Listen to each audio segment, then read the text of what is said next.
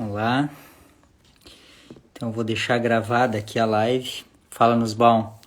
Eu vou deixar gravada aqui uma live sobre um assunto que eu atendi a paciente hoje, que é sobre a glicemia e como a pessoa pode estar ferrada, como a pessoa pode estar ralada, acabada com o exame normal.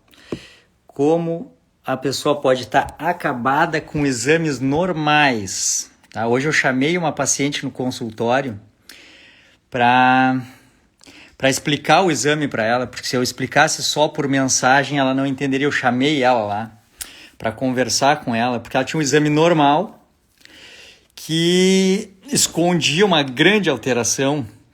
Na verdade, ela estava ralada. Tá? Então, eu quero mostrar como um exame normal pode esconder uma tragédia que está acontecendo e a pessoa não sabe. Então, essa alteração se deu na glicemia de jejum.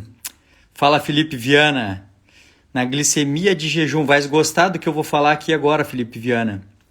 Sobre glicemia de jejum e como a pessoa pode estar ralada com o exame normal. E como aquele examezinho que os médicos pediam antes e diziam assim, tá tudo bem. Na verdade, a pessoa pode estar acabada com o exame normal. Então, deixa eu anotar aqui. Ivana, boa noite, Ivana. Deixa eu anotar aqui, vou deixar aqui no comentário fixo aqui. Glicemia de jejum. E como podes estar muito doente com o exame normal.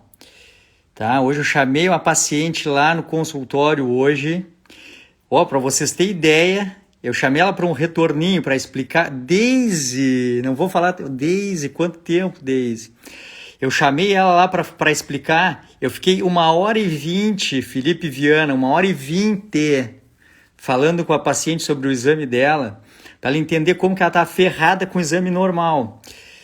Glicemia de jejum e como pode estar muito doente com o exame normal. Exame normal. Cara, não consegui assistir tua live, cara. Tô numa correria hoje infinita, mas vou lá assistir depois. Como a pessoa pode estar muito doente com o exame normal. Vou botar o normal entre aspas, porque normal é questionável, né? Normal.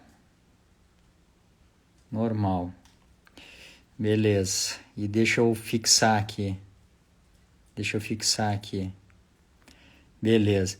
Então assim, pessoal, uma mini live então, máximo 30 minutos, já está muito tarde para a gente estar aqui, deturpando o nosso ciclo circadiano, né, Felipe? Mas em nome da ciência. Então, o que acontece? Eu atendo muita gente, então eu pego muita coisa, assim, e esse caso é um caso emblemático. Eu quero deixar isso gravado aqui, então, porque acho que alguns pacientes vão se beneficiar disso no futuro, que é o seguinte, a paciente me levou exames parciais antes no consultório. Eu fiz a primeira consulta com ela, expliquei como é que estava o metabolismo dela, ajustei as medicações.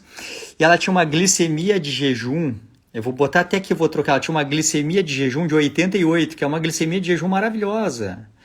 Glicemia de jejum 88. Glicemia de jejum 88.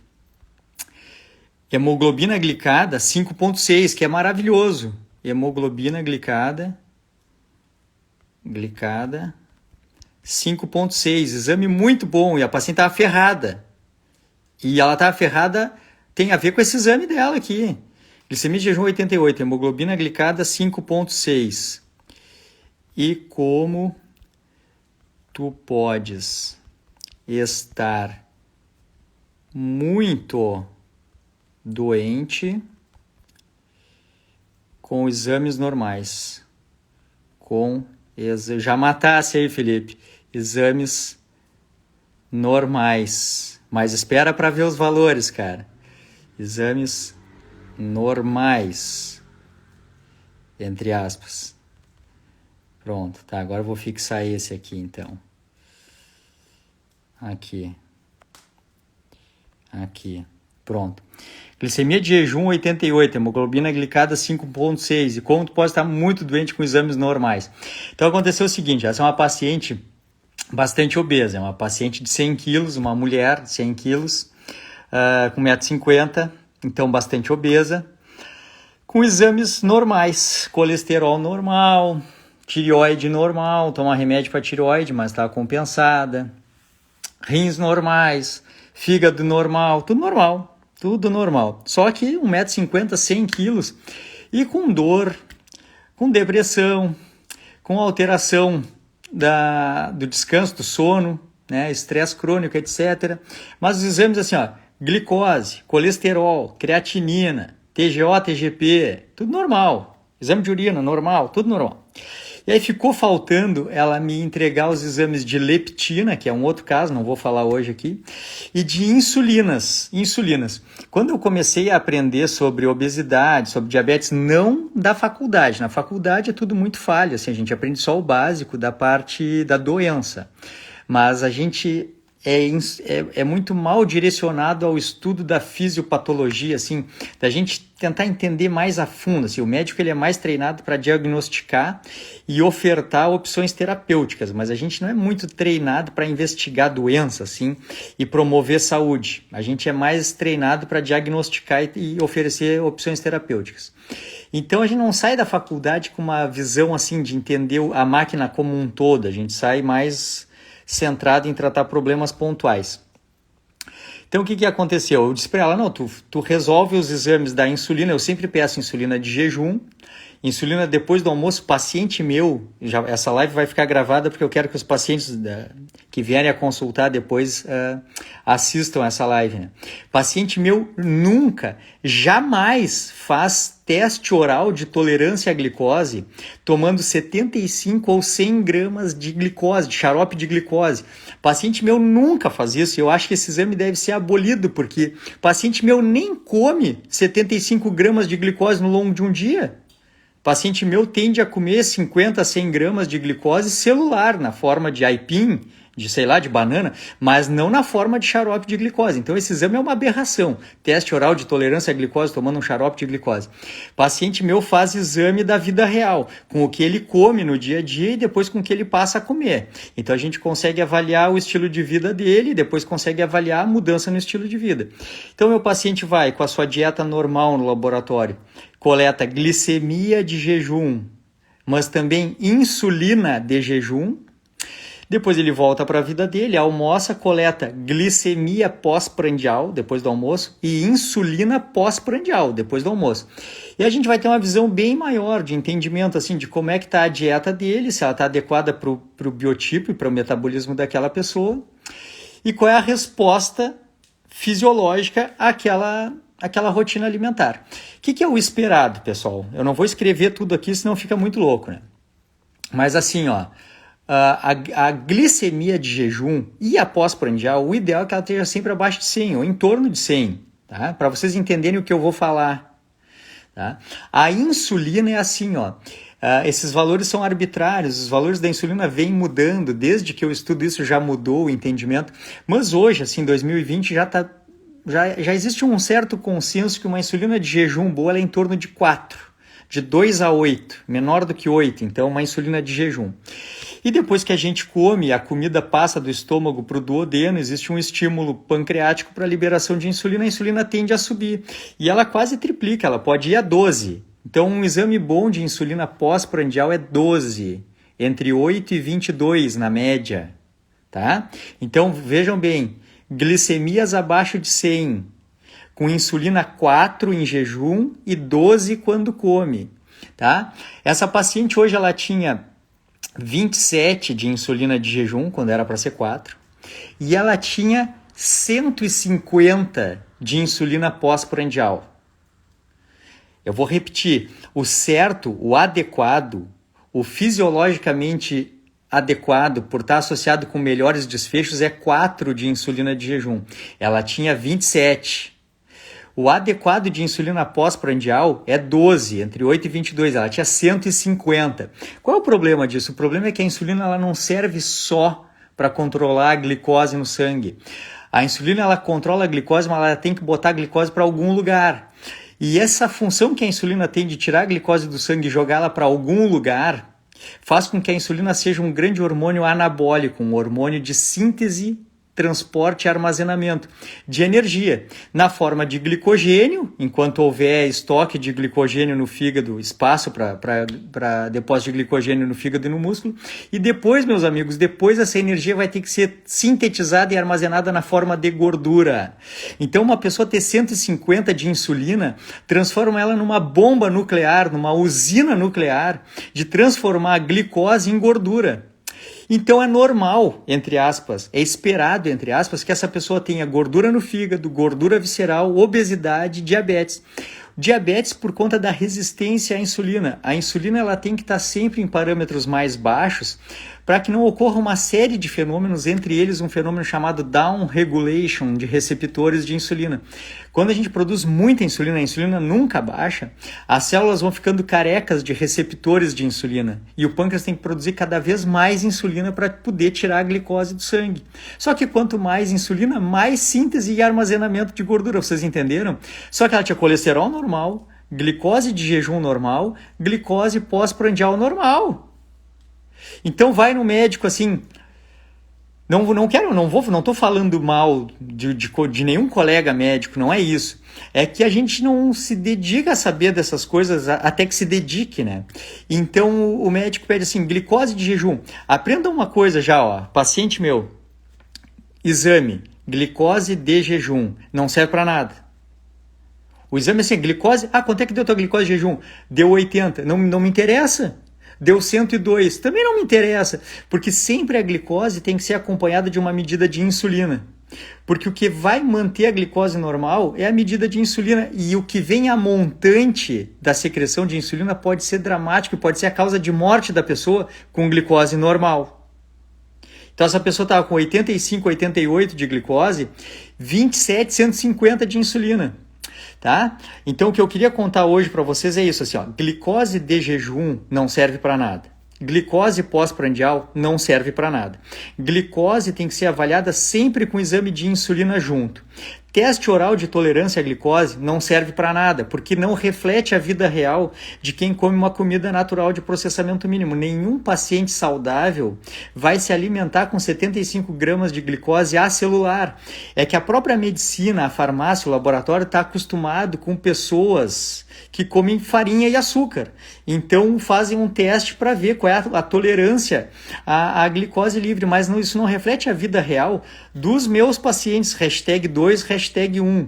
Tá? Quem não sabe o que é paciente #2, #1, tem que ir no meu feed olhar um vídeo que diz assim, quem deve consultar comigo, que são os #2, #1 e algum #3 bem intencionado, uma alma que possa se salvar. Mas eu não quero atender #3, #4, eu quero #2, #1. Esses dias agora eu terminei, eu vou começar a falar minhas bobagens aqui que a gente conversa.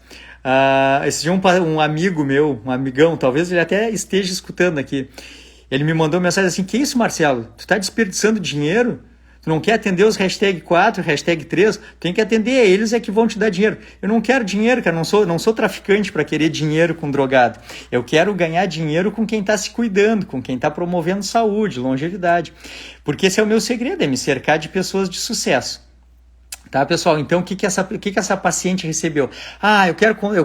Eu quero falar mais. Eu quero falar mais, não saiam da live ainda, porque eu quero falar sobre o tratamento dessa paciente. Não vou começar a falar minhas bobagens ainda, porque eu quero explicar uma coisa para vocês. Então, o tratamento dessa paciente, voltem para o sério aqui, vamos falar sério de novo, depois eu falo bobagem. O tratamento dessa paciente, aqui a Adri, tu tem que ir ali assistir o vídeo dos hashtags, é muito legal. O tratamento dessa paciente consistiu em eu dizer para ela o seguinte, que o continente, a capacidade dela de armazenar glicose acabou.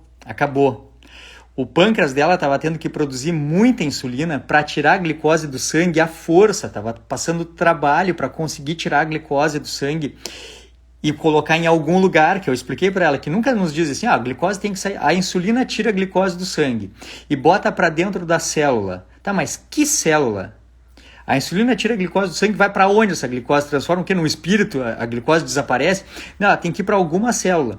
E essa célula pode ser a célula do corpo inteiro que esteja precisando de glicose para o metabolismo, mas em geral não. Em geral ela vai para algum continente, para o fígado, para o músculo ou para a célula de gordura. Então ela vai ser armazenada na forma de glicogênio ou na forma de triglicerídeo, mas ambas formas precisam ser sintetizadas no fígado. E isso tem um limite de capacidade. O que acontece na resistência à insulina é que já não existe mais para onde colocar essa glicose, o pâncreas começa a liberar muita insulina e esse efeito anabólico da insulina tem esses efeitos periféricos de hipertensão, de aterosclerose, ateromatose, doença inflamatória crônica e todos os males que a insulina produz. Então o que eu ensinei para ela hoje que vocês já podem se beneficiar? É claro que essa live, essa mini live não substitui uma consulta médica e é óbvio que cada caso deve ser avaliado individualmente, mas eu ensinei para ela assim, ó, que ela precisa primeiro parar de colocar glicose nova para dentro do corpo dela. Tá? A primeira coisa, eu expliquei para ela assim, que a cura dela, o tratamento dela, estava em liberar espaço para onde a glicose do sangue pudesse entrar sem precisar de tanta insulina. É um jeito de explicar o tratamento da obesidade e do diabetes também, que é esvaziar o continente para que a glicose do sangue tenha para onde entrar de maneira mais fácil e precise de menos insulina. Tá? Então eu disse para ela assim, ó, primeira coisa, para de colocar glicose nova para dentro do corpo. Isso significa restrição severa de carboidratos, não ingerir glicose na alimentação. E expliquei para ela que a glicose vem de duas fontes, uma fonte processada, que é definida por açúcar, farinha e derivados, mesmo integrais, e fontes naturais não processadas, que são raízes, tubérculos, frutas e eventualmente grãos. Por que eu expliquei isso para ela? Porque a gente tá bem ciente de que é fácil entender que a farinha e açúcar não fazem bem para as pessoas. Hoje em dia, em 2020, se uma pessoa ainda acha que pode comer farinha e açúcar e que não vai dar nada, essa pessoa deve ser um extraterrestre, porque o planeta Terra já sabe que a maior parte dos males crônicos vem da resistência à insulina por conta do consumo abusivo de farinha e açúcar. Então, em 2020, essa pessoa deve ser alienada do planeta Terra. É fácil explicar, então, que farinha e açúcar é uma coisa danosa e que a gente deve evitar. Mas não é tão fácil explicar que a gente deve, na vigência de obesidade, resistência à insulina, a gente deve restringir mesmo as fontes mais saudáveis de glicose. Isso é dramático e só sabe disso quem trata isso e vê esse doente ao longo das décadas. Tá? É muito fácil para um profissional que pega, por exemplo, um paciente em outro momento, dizer assim que isso é bobagem, restrição de carboidrato, basta moderação. Sim, mas faz isso com um paciente que tem 150 de insulina pós-prandial. Não adianta moderar, só quem trata isso sabe disso, só quem vê ao longo do tempo. Então a primeira coisa, parar de ingerir glicose nova. A segunda coisa, queimar as reservas armazenadas. E isso se faz de duas formas, que também não é tão simples assim de explicar, tá? Mas a gente tem duas maneiras de queimar essa glicose armazenada. A primeira delas é o exercício físico. E está bem provado que o exercício físico resistido, exercício de força, atua de várias formas na reversão da resistência à insulina. Preste atenção, cuidado à armadilha. O exercício físico não tem nada a ver com o gasto calórico produzido pelo exercício físico. O gasto calórico do exercício não nos interessa. Interessa o efeito adaptativo frente ao exercício de força, que é a diminuição da resistência à insulina pelo consumo do continente, por usar a energia armazenada no citoplasma da célula muscular, mas também por aumentar a expressão genética dos genes que produzem os transportadores GLUT4, que são os transportadores que botam a glicose para dentro da célula, a expressão genética dos genes que transcrevem o receptor celular para a insulina. Então o exercício de força, ele queima as reservas e melhora a sensibilidade molecular à insulina. Então é fundamental fazer exercício. E a outra, não pelo gasto calórico. O gasto calórico não nos interessa, é pelas adaptações metabólicas ao exercício. E a segunda coisa é o jejum. Frequência alimentar baixa.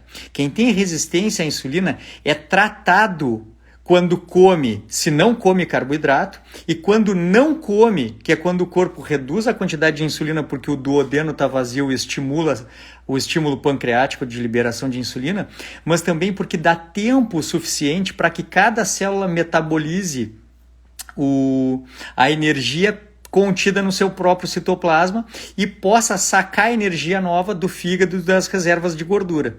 Então, exercício físico e jejum esvaziam o continente. Se a pessoa já não está ingerindo mais glicose e agora usa o exercício adequado e o jejum adequado para o consumo do continente, começa a liberar espaço para a glicose nova. E aí depois eu falei para ela sobre 2 medicações adequadas para o tratamento no caso dela, porque a gente tem que entender que assim, tanto o pâncreas ele foi formulado pela natureza para trabalhar com insulina baixa em jejum e uma insulina alta, entre aspas, depois do almoço, mas em torno de 12, não 150, que a gente precisa entender que isso deixa sequelas. Uma das sequelas eu já falei, que é a alteração bioquímica, a alteração molecular das células gerando resistência à insulina. Então é injusto pedir para a pessoa sozinha fazer tudo quando tem uma alteração tão grande do metabolismo. Então ela tem que mudar o comportamento, mudar a cultura, assumir a responsabilidade sobre a sua saúde, entender que está sob responsabilidade dela e aí mudar o comportamento alimentar, abstenção de comida processada, comida natural não processada, low carb, infrequência alimentar baixa, regimes de jejum, praticar exercício físico resistido de preferência, beleza. Mas ela saiu do meu consultório com 2 prescrições médicas, que uma primeira é uma medicação de uma classe chamada de biguanidas, que é a metformina, que é uma medicação que reduz a resistência à insulina de várias formas, além de diminuir a glicose que o próprio fígado produz. Quando a gente tem insulina muito alta, o fígado produz glicose além do que precisa para a manutenção da glicemia. E esse excedente fatalmente vai ser sintetizado e armazenado na forma de gordura. Então isso merece tratamento médico quando é tão dramático assim os valores. E a outra medicação que ela saiu é uma medicação da classe dos inibidores de SGLT2, que é um remédio que tira a glicose do sangue e joga fora na urina, que é um jeito que, assim como o jejum e o exercício físico, de esvaziar os continentes. O que eu quis falar então com essa live para vocês? Primeiro que os exames comuns tendem a errar feio e nos enganar com relação ao verdadeiro status metabólico da pessoa. Segundo, que a gente tem hoje um entendimento fisiológico podendo indicar uma mudança comportamental muito mais efetiva do que se mandava fazer antes. Aquela idiotice, comer 3 em 3 horas, diminuir a gordura da dieta, diminuir o total calórico da dieta, uma idiotice, porque não faz parte da fisiopatologia da doença, nem a presença da gordura na dieta e nem do total calórico da dieta, não faz parte. É errado medicamente pedir para fazer uma dieta fracionada de baixa gordura e com a presença de carboidratos dito integrais. Isso está completamente errado. Então vocês entenderam pelo que eu falei até aqui que a fisiopatologia leva para outro caminho. Frequência alimentar baixa com a presença de gorduras, uma dieta low carb, na verdade com restrição severa de carboidratos. Jejum, exercício físico e tratamento medicamentoso adequado. Então eu quis deixar claro que também as grandes doenças metabólicas precisam de tratamento médico adequado. Não adianta pedir para a pessoa fazer tudo sozinha. Pode dar certo? Pode. Eu já falei em outras lives, eu já vi gente muito doente ter sucesso e já vi gente que não tinha tanto problema metabólico e não ter sucesso por não ter força de vontade. Mas a gente tem que entender que as doenças deixam sequelas que podem ser adequadamente tratadas por médicos de modo a facilitar o processo. Tá bem, pessoal? Agora eu acho que ficou completo, eu falei tudo que eu queria falar nessa live. Para os pacientes diabéticos ou para os pacientes obesos que vão começar a fazer exames, já fica claro assim, que os exames precisam ser avaliados de uma maneira mais holística, de uma maneira mais aberta. Tá, pessoal? Terminei. Agora vou ver os comentários aqui e vamos acabar que já está tarde. E já aviso vocês aqui o seguinte também, ó. Não, vou avisar no final da live, porque eu vou avisar o que eu vou falar agora, eu vou desligar o telefone.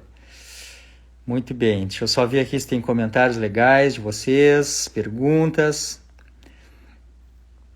O Felipe Viana disse que eu sou um médico top. Que isso, cara? Eu sou esforçado. Eu tô tentando, cara, tô tentando. É possível a hipertensão não controlar com low carb? Tá, é possível. Acho que a tua pergunta ficou até bem colocada. Dornelas Paula, deve ser Paula. Paula, é possível a hipertensão não controlar com low carb? Essa tua pergunta ficou legal. Porque assim, ó, low carb e jejum intermitente, em geral, curam, revertem, tratam a hipertensão.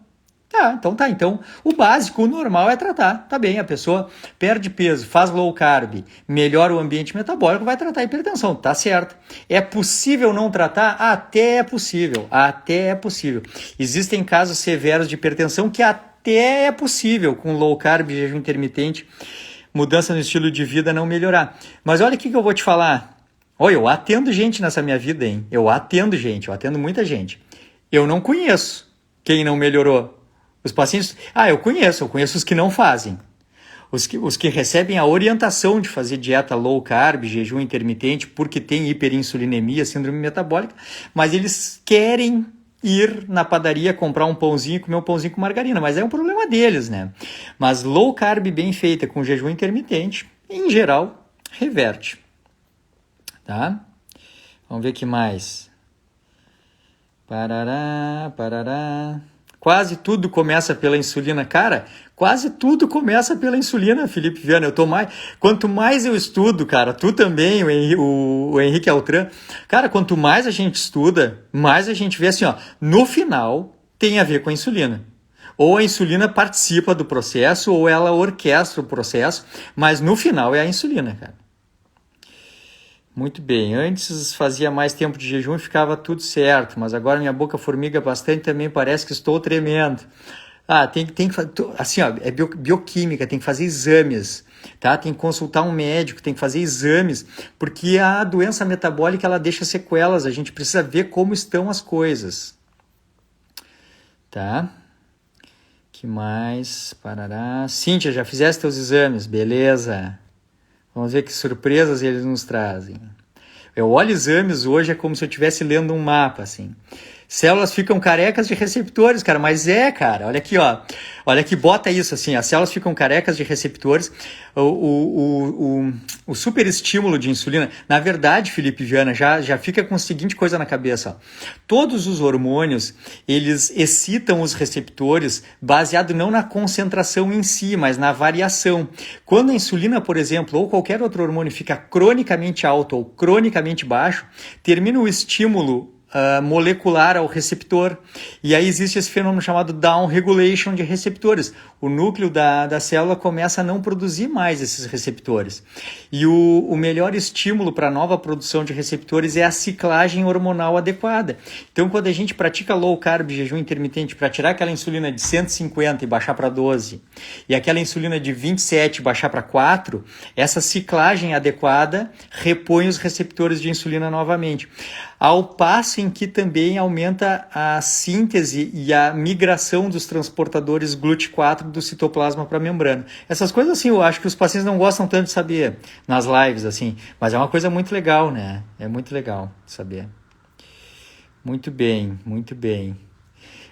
Aqui, Marcelo para governador do Rio Grande do Sul. Não, mas nós estamos bem de governador. Eu gosto, cara. Pô, cara aqui da minha cidade, cara bom.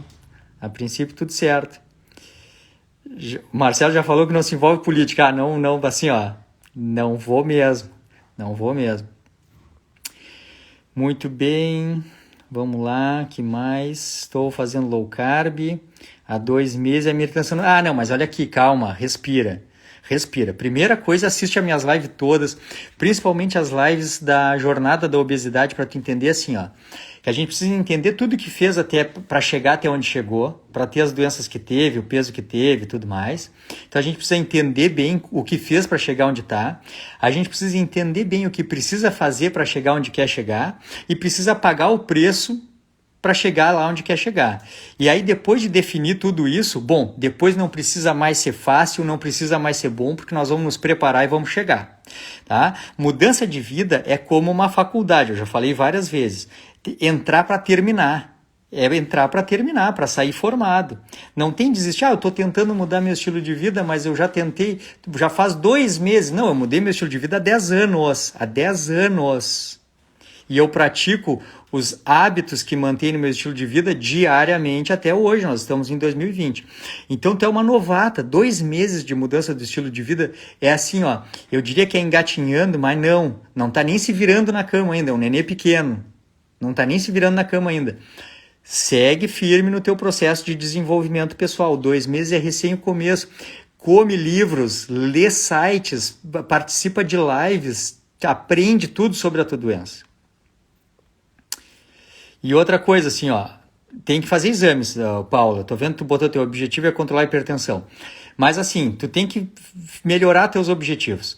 Teu objetivo é ter um estilo de vida adequado que te promova saúde e longevidade, com qualidade de vida e performance, e entre essas coisas, melhorar a hipertensão.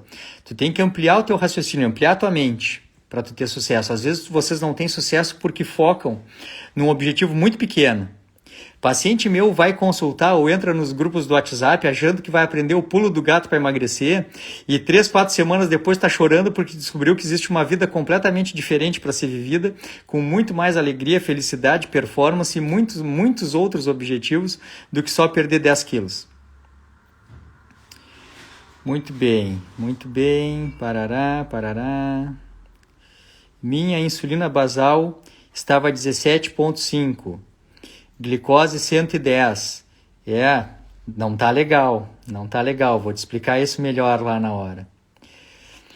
Tu faz jejum 17, próxima semana eu vou tentar 72. Vai com calma, guri. Vai devagarinho. Vai dobrando. Faz 18, faz 36, depois faz 48. Os meus pacientes dizem, eu acho que a própria Maíra Soliani fala isso, que jejum é como um músculo, tem que ser treinado. Vai com calma. Qual exame se pede, então? Se pede insulina de jejum e insulina pós-prandial, com glicemia de jejum e glicemia pós-prandial. Aí, se o médico quiser, ele pode calcular uma coisa chamada índice de HOMA, H-O-M-A. Aí tem 2 tipos, não vem ao caso. Mas pode ser solicitado no exame também. Se o médico não quiser calcular, também colocar na solicitação. HOMA, H-O-M-A. A Fernanda Bengo botou, acho que era fala do aplicativo, doutor, mas eu não sei o que ela quis dizer. Fala do aplicativo do jejum. Não, mas tá, o aplicativo de contabilizar o jejum é comum, tem ali na App Store. Coloca jejum, eu uso um que é chamado FAST, F-A-S-T, jejum em inglês, FAST. Pronto. Mas os meus pacientes têm até uns mais legais. É que eu peguei no dia que eu fui fazer aquele primeiro jejum, agora da nova geração, porque eu não estava mais fazendo jejum. Aí eu fiz de 48 horas, né?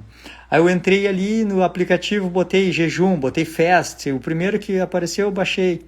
E aí é um contadorzinho legal, mas tem uns mais legais que dizem assim, quando tu provavelmente deve ter entrado em cetose, quando tu provavelmente está aumentando a secreção de GH, é umas coisinhas legais, assim. Tá? Vamos ver o que mais aqui, pessoal. Parará. Minis lives antes de dormir, mas é ruim, né, Janete? Muito tarde, não pode. É que o meu dia tinha que ter 30 horas, né? Tá, pessoal? Então é isso, tá? Eu não vou ler o resto. Vocês são ótimos, vocês são maravilhosos. A participação de vocês nas lives é incrível. Agora eu vou dizer o seguinte para vocês. Nós estamos em Pelotas, Rio Grande do Sul. Está frio, está chovendo. E eu disse hoje para essa paciente que consultou, que eu chamei ela hoje de tarde, disse para ela assim, agora tu tá armada de conhecimento. Agora tu sabe muito mais do que a maioria dos médicos que te atendeu até hoje sobre a tua doença. E agora tu tá na beira da minha piscina gelada para decidir se tu vai pular. Mas low carb, eu vou ter que cortar o arroz e o feijão? Por enquanto vai. Eu vou ter que diminuir muito o consumo de fruta? Sim, tu vai ter que cortar bastante fruta agora. Tu vai ter que, por um período, fazer uma restrição severa de carboidrato. Isso é confortável? Não, isso não é confortável. Tu tá acostumado a passar o dia inteiro comendo, vai ter que diminuir a frequência, vai ter que diminuir. Isso é confortável? Não, não é confortável. E não precisa ser confortável. E aí eu disse para ela assim, hoje eu tô te botando na frente da minha piscina congelante e tu vai decidir o que tu vai fazer da tua vida. Se tu vai ser obesa e diabética pro resto da vida ou se tu vai te tratar. E quando tu estiver na frente da minha piscina congelante, se tu olhar para trás, tem a tua casa com a tua lareira acesa, lareirinha acesa, tem a tua casa com a tua lareira acesa. E do outro lado da piscina também tem a tua casa com a lareira acesa. A diferença é que se tu der para trás, tu vai ficar no lugar onde tu sempre teve. Tu vai continuar obesa, tu vai continuar doente, hipertensa, tomando remédio pro resto da vida, vai ter a tua vida abreviada e temperada com comorbidades e limitação.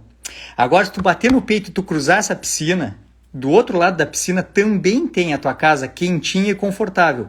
Mas agora do outro lado tu é uma outra pessoa. Do outro lado tu tomou conta da tua saúde, tu tomou conta do teu destino, tu vai viver uma vida longeva, próspera, que foi criada por ti mesma, pelas atitudes que tu tomou. Então, até tu ignorar, tu não conhecer o teu problema, tu tá perdida no mundo. Agora tu sabe o que fazer. Sai por essa porta e faz as coisas que eu tô te dizendo para fazer. Tu entendeu o problema? Entendeu. Tu entendeu a solução? Então faz. E em homenagem a essa paciente, eu vou sair daqui da minha cadeirinha agora, vou melhorar o fogo e vou ir fazer a minha hormese e pular na minha piscina congelante. Eu estou em Pelotas, Rio Grande do Sul, 9 graus na rua, chovendo. Daqui a alguns minutos vocês vão ver nos stories a hormese de hoje. Um abraço, foi um prazer. Até mais. Tchau, tchau.